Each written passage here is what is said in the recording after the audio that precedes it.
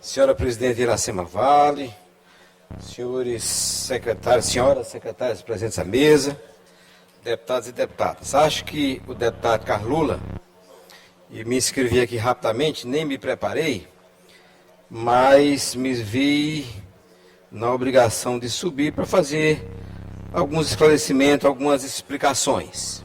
Acho que o deputado Carlos Lula, do alto da sua competência e de alguma responsabilidade, traz a este plenário esta discussão que eu julgo importante, porque, como disse o deputado Fernando, está acontecendo em várias casas legislativas pelo Brasil afora, e sempre há um conflito quando se trata de emendas parlamentares entre o Executivo e o Legislativo, tanto a nível federal como a nível estadual. Ele tratou aqui da questão do mandado de segurança que lhe deu o direito de apresentar no projeto de lei que trata do orçamento deste ano as emendas que ele achar necessário. E uma delas foi exatamente colocar, compatibilizar com o governo federal,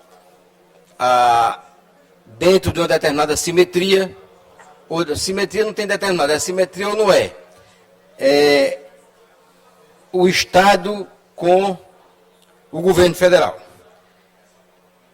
Eu quero dizer, depois, deputado, eu vou tratar, primeiro eu vou tratar desse assunto aqui, da questão do mandado de segurança.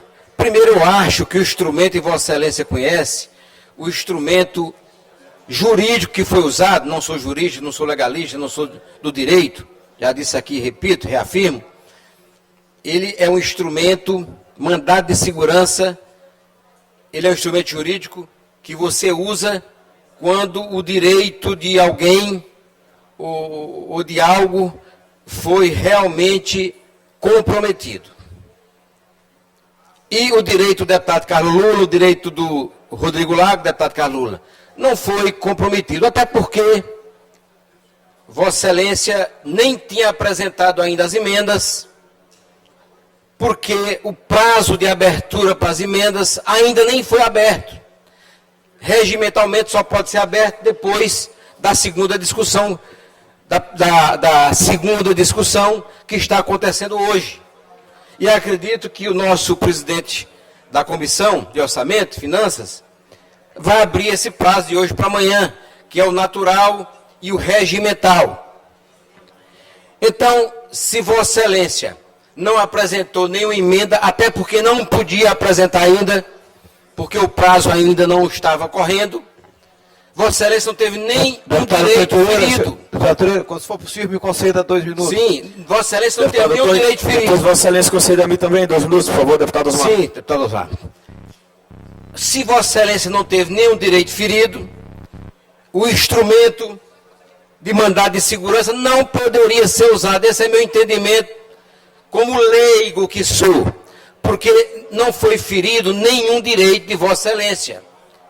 Direito líquido e certo, que é assim que o mandado de segurança é. Talvez outro instrumento jurídico, não é? Mas nós fizemos um mandado de segurança preventivo. Olha, sinceramente, eu acho que são outros instrumentos jurídicos que se usam para a prevenção. Eu quero até que Vossa Excelência depois me explique particularmente, em particular, essa questão. Mas eu compreendo desta maneira. Se Vossa Excelência tivesse apresentado a emenda e essa emenda não tivesse sido aceita pela Comissão de Orçamento no prazo legal, aí sim o direito de Vossa Excelência teria sido ferido. Direito líquido e certo de Vossa Excelência. Muito bem. Dito isso, eu volto para a questão do percentual. Realmente, 2% a nível de Câmara. Há aquela discussão, 1,55 para a Câmara, 0,45 para o Senado. Tudo bem, isso é a questão do mérito. Mas, liminarmente, eu quero discordar. Claro que, como participante da mesa diretora, nós vamos acatar, já acatamos a decisão judicial. Mas eu tenho o direito de discordar. existem alguns parâmetros que não podem ser simétricos. Esses cálculos são feitos tanto a nível federal quanto estadual em cima da receita líquida corrente. E o cálculo da receita líquida corrente lá em cima, no governo federal, equivale, por exemplo, em torno de 21% do orçamento da federação, do governo federal. Porque lá se desconta muita coisa. E aí a receita líquida corrente do orçamento é em torno de 21%. No Maranhão, nós estamos, a receita líquida corrente é em torno de 70%. Porque desconta-se, senhora presidente, praticamente apenas o ICMS e o IPVA. Então, os 2% que estão sendo pedidos, em cima de 70%, e os 2% lá federal, em cima de 21%, já não há simetria aí. E nem pode haver, pelas diferenças relativas. Para que você tenha ideia, deputado Carlos Lula, se assim fosse os 2%, e tivesse em cima da receita corrente líquida, em cima de 21%, assim como é do federal, nós daríamos apenas 3.310.000, o nosso valor nominal da nossa emenda.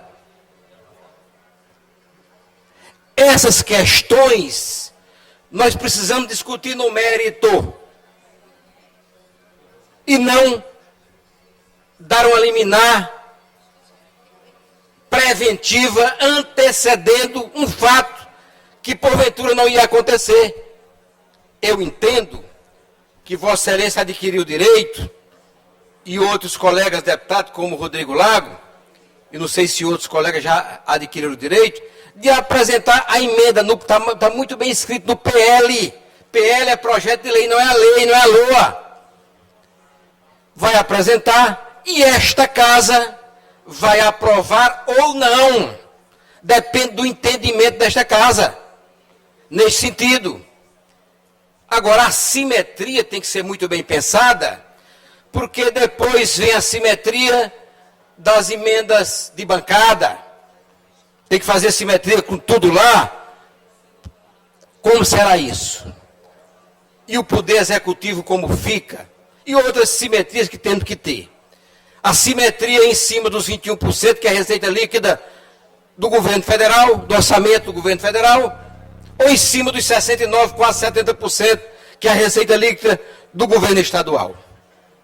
Então, senhores, é preciso termos a compreensão, principalmente porque, eu chamo a atenção, deputado Carlos, de nós, colegas deputados e deputados, o nosso orçamento, o nosso planejamento, a Constituinte de 1988, os constituintes foram muito inteligentes, fizeram um planejamento para o orçamento da União e, por conseguinte, dos estados e dos municípios.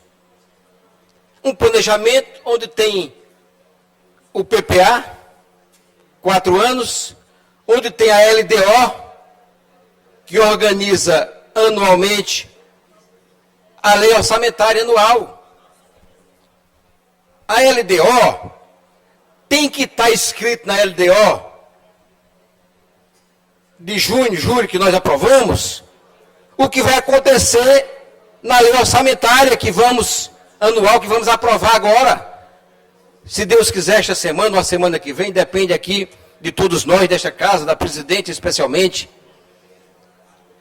Esse planejamento não pode ser corrompido. Nós não podemos agora, por exemplo, albergar, se assim fosse, 400 milhões de reais numa rubrica que só tem 100 milhões. Que assim que acontecerá se fizermos como está os deputados querendo que aconteçam, os deputados que entraram na justiça. Nós estaremos corrompendo a LDO. Se no mérito houver uma decisão, que eu acredito que vamos, deputado Carlos Lula, acredito que vamos evoluir para isso.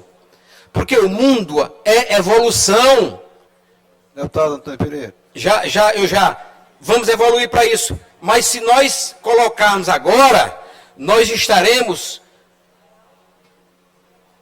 como vamos colocar se a LDO não foi feito um planejamento, nem no PPA, nem na LDO? Onde cabe isso? Nós não temos o direito de alterar o planejamento que está na LDO e no plurianual. O PPA é a macropolítica que você faz para 4 anos. A LDO você organiza para o ano.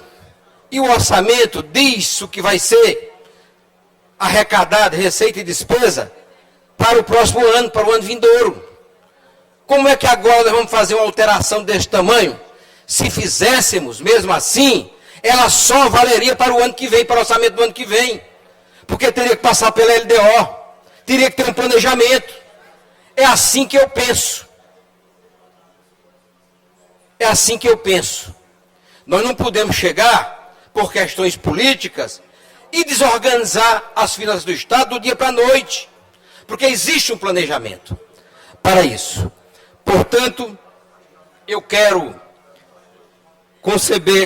conceder ao primeiro deputado que me pediu a parte, o deputado Júlio Mendonça.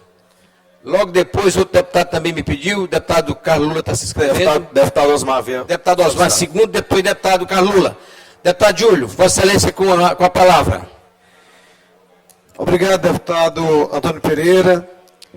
Primeiro eu quero parabenizar tanto o deputado Antônio Pereira quanto o deputado Carlos Lula pelo nível do debate. Porque eu acho que assim que tem que ser. E entendo que nós precisamos dar o tom desse debate daqui para frente. Eu acho que não ajuda muito, porque o governador Flávio Dino não pagava emenda, porque... Eu acho que isso não vai ajudar nada. Nós aqui não podemos ser responsáveis por isso. Por isso eu entendo que nós temos que buscar aperfeiçoar esse debate. Aperfeiçoar nossas relações aqui. E aí eu entendo que nós temos 2 caminhos. Um caminho, e aí a questão da judicialização, eu tenho várias reservas também, mas talvez se não fosse a judicialização, não estaríamos nem fazendo esse debate aqui agora. Primeiro, eu acho que nós temos que pegar o que de positivo as coisas têm. Segundo ponto, que eu entendo que é uma obrigação nossa, melhorar essa relação. Está claro que nós aqui recebemos um quantitativo, um percentual de emendas que todo mundo sabe, não dá para nada. Então eu sugiro, e aí é uma sugestão para o líder do governo, Neto Evangelista, para a presidente da casa, deputado Iracema, para Vossa Excelência, para o deputado Roberto, que nós pudéssemos, em vez de aqui radicalizar o debate, nós pudéssemos construir uma saída política conectada com o processo administrativo e orçamentário. Por que a gente não pega esse momento, deputado Neto? Por que nós não pegamos esse momento e apresentamos uma proposta para o governador Carlos Brandão do que é possível a partir desse debate? Ou então nós vamos simplesmente jogar tudo e vamos, aí sim, a judicialização prevalecer sobre o debate político. Eu penso, só completando, eu penso que essa casa realmente está muito tensa. Eu, particularmente, não estou muito feliz. Está muito ruim esse processo. Eu penso que nós precisamos nos desarmar. Eu penso que nós precisamos garantir que a funcionalidade. As divergências políticas são naturais e às vezes fogem do controle da gente. Agora é necessário, nós podemos saber o que vamos fazer com esse debate. A minha sugestão é que a gente possa evoluir nesse processo. Então, eu sugiro a Vossas Excelências que a gente pudesse construir aí um caminho onde os deputados agora, os que virão, possam ter a condição de atender melhor o povo do Maranhão. Obrigado pela parte. Concedo ao deputado Osmar. Peço que o tempo regimental por uma parte. Vou tentar ser breve, deputado Antônio. Primeiro, parabenizar a Vossa Excelência também por subir à tribuna e dar continuidade a esse debate, que é um debate que tem sido enfrentado em várias casas legislativas. Mas eu quero aqui também fazer uma reflexão semelhante ao do deputado Neto, que além da emenda parlamentar que é debatida em várias casas legislativas, o ativismo judicial também é debatido na proporção em que a política, seja através das casas legislativas ou através dos executivos, se sentem, termo que eu posso utilizar, violados as suas garantias e independência, quando o judiciário passa a agir em situações que, ao nosso modo de pensar, caberia às casas legislativas ou ao executivo decidirem. Quando a gente conversa com membros do próprio judiciário, eles voltam o dedo, inclusive, apontado para a gente. A gente só age porque a gente é provocado. E geralmente quem provoca, quem aciona o princípio da inércia é a própria política. Então fica uma reflexão para que a gente possa decidir aqui internamente. E quando eu falo decidir, não é impor a minha vontade. Como a gente está em um colegiado, em uma casa legislativa, a minha vontade, ela tem que ser posta na mesa. Mas necessariamente ela não tem que ser acatada pela maioria. Quando a maioria contraria a minha vontade, e eu utilizo isso para recorrer ao judiciário, eu estou agindo, dando voz ao ativismo judicial. A minha vontade, ela tem que ser colocada na mesa, mas eu tenho que respeitar a soberania e a vontade da maioria. Só para concluir, entrando no mérito da situação, eu quero aqui também fazer uma reflexão. Aqui a gente viu o deputado que falou, citando como referência, casas legislativas que têm emenda menor, outros que têm emendas maiores. Obviamente que a nossa referência sempre vai ser para cima. Mas a gente não pode pegar uma demanda reprimida de anos e querer que o governador Carlos Brandão resolva ao toque de caixa, pegando uma demanda reprimida de várias legislaturas e possa resolver de uma só vez. E para contribuir, eu acho que essa discussão, ela tem que ser enfrentada, de fato, ela já está posta, mas tem que ser liderada pela presidência da casa, através da harmonia e do diálogo, sempre buscando o entendimento. Então, minha contribuição aqui também vai... do pronunciamento e concedo a parte do deputado Lula, pedindo, da mesma maneira que pedi ao deputado Osmar, que mantenha o tempo regimental do à parte. Deputado Antônio, só tentando colaborar com Vossa Excelência, a respeito da impossibilidade de mandado de segurança. Eu vou tentar ser breve aqui. Existem dois tipos de mandado de segurança. Existe o preventivo e o repressivo. O repressivo, a ilegalidade já aconteceu. No preventivo, a ilegalidade está em vias de acontecer. E qual foi o ponto equivocado da Comissão de Orçamento? Ela deliberou que a gente teria direito a 0,86% de emendas, sendo 0,43% impositiva. Apenas essa a decisão. E eu já entrei com o MS preventivo exatamente para dizer, olha, eles vão cometer ilegalidade de novo, porque não vão obedecer o parâmetro da Constituição Federal. Apenas isso. Apenas isso, deputado. Tanto que eu pergunto a Vossa Excelência, a gente teria um pouco mais de 2 milhões de emendas impositivas a serem executadas no ano. Vossa Excelência já executou bem mais. Executou praticamente o dobro delas. Mais do que o dobro, um pouquinho. Parabéns a Vossa Excelência. Eu acho que isso faz parte. É possível o governo fazer isso. O que não é possível a execução orçamentária não é equitativa para todo mundo. Ela é. E ela tem de ser no percentual previsto pela Constituição Federal. Apenas tão somente isso. E repito, era para ser um governo de diálogo e unidade. Foi eleito assim, sempre fala isso. Mas não tem unidade porque não tem nenhum diálogo. Nenhum. Zero. É por isso que a gente não consegue avançar e acaba tendo de parar no Poder Judiciário. Muito bem, deputado Lula. Eu compreendi que era a questão do mandato de segurança de Vossa Excelência, mas por que 086 está na Constituição Estadual? Ou não? Ou estou enganado? Está na Constituição Estadual. Deputado Antônio, se puder fazer uma parte ainda.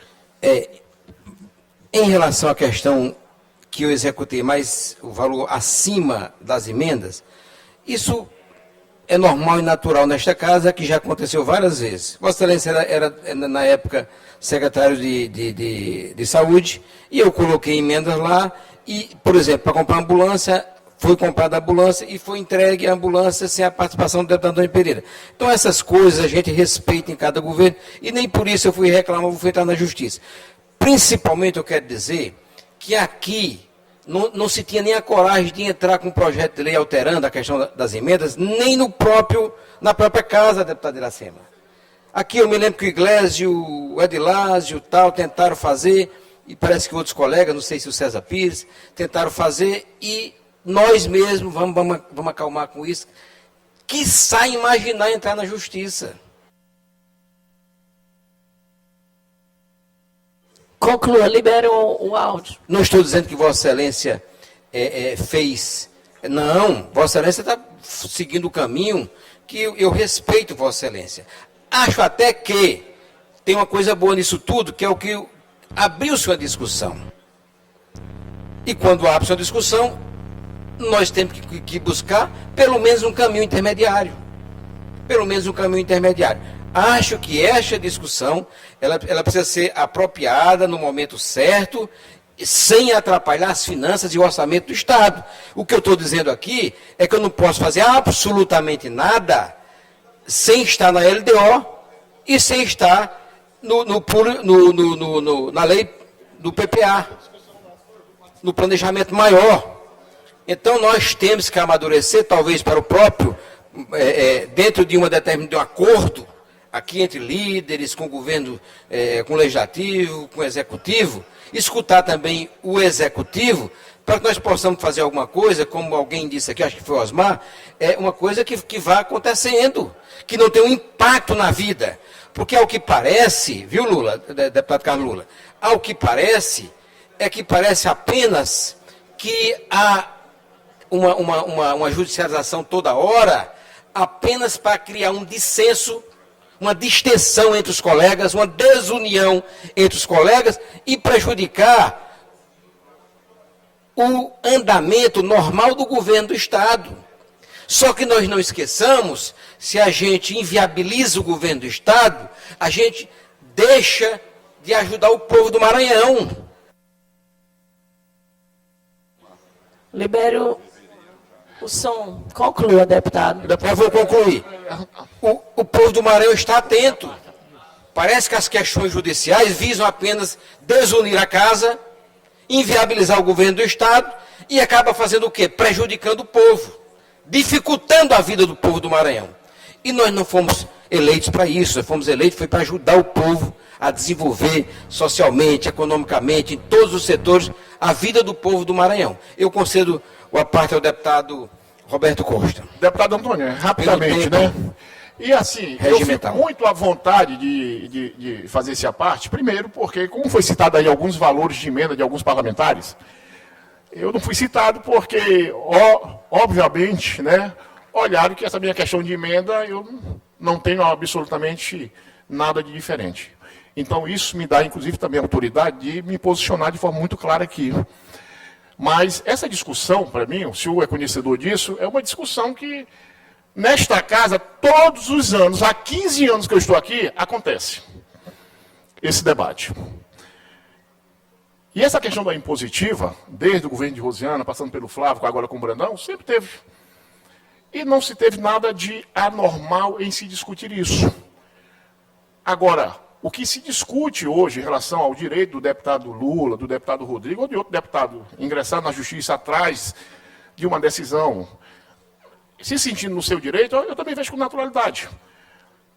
Com naturalidade. Agora, a questão que a gente tem que discutir é que quando se fala de orçamento, a gente não tem que falar apenas do orçamento da Assembleia e do Poder Executivo. Porque essa discussão também está sendo travada com o próprio presidente do Poder Judiciário, o deputado Flório Sobrinho, que já disse também, o presidente, o desembargador Flório Sobrinho, que já disse também que se esta decisão ela fosse concretizada no conjunto, o Tribunal de Justiça do Maranhão seria prejudicado. Assim falou também, e se posicionou já diretamente ao tribunal, o doutor Danilo, procurador-geral de Justiça do Maranhão, que representa o Ministério Público, que disse, e já se posicionou, inclusive dentro do processo, peticionou o desembargador Gervásio, que se isso acontecesse, o Ministério Público do Maranhão teria grandes perdas no seu orçamento. A nossa responsabilidade aqui não é só a questão do Executivo, mas é o conjunto do Estado que poderá ser atingido. Eu acho que todos nós aqui, claro, como deputado, a gente se sente no direito de ter 5, 10, 15, 20 milhões. Mas nunca aconteceu. Nunca foi concretizado. E acredito que esse debate há de estar no Supremo. O próprio Supremo ainda não definiu se é 2, se é 1,5. Não tem uma definição hoje do Supremo Tribunal Federal determinando em relação a isso. Existe uma discussão. Se houver uma decisão do Supremo definitiva, claro que o próprio governador, essa Assembleia, o Poder Judiciário, o Ministério Público, todos os poderes irão respeitar. Agora, o direito que o desembargador Gervásio de se posicionar de forma, na sua posição, é o direito dele de reconhecer um direito de um deputado. Agora, essa discussão, ela não foi definitiva. Ela está ainda na inicial.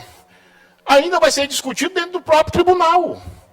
O que nós não podemos é atropelar o processo. Passar como se essa decisão ela fosse definitiva, e se nós não cumprirmos a decisão no todo, nós estamos desrespeitando, até porque essa casa, de forma muito clara, inclusive sob a presidência da presidente Iracema, sempre manteve um diálogo aberto com o Tribunal de Justiça, com o Ministério Público, com o Tribunal de Contas, com todas as instituições. Agora, claro, o debate, a busca pelo seu direito, ela faz parte das prerrogativas de cada deputado aqui. Concordo plenamente. Agora, essa discussão, como eu disse, eu estou vivenciando já há 15 anos nessa casa. E os avanços ainda não aconteceram. Espero que possa acontecer. Eu acho que a gente vive, inclusive, em outro momento, de termos ainda, pelo menos o que a gente assegurou dentro das nossas emendas. Pelo levantamento, eu ainda não fui assegurado no meu todo das minhas emendas, né? Mas o que eu penso também não é só na minha questão individual, mas a gente tem que pensar também no conjunto do Estado. E quando eu falo conjunto do Estado, eu falo de todos os poderes. Conclua, deputado.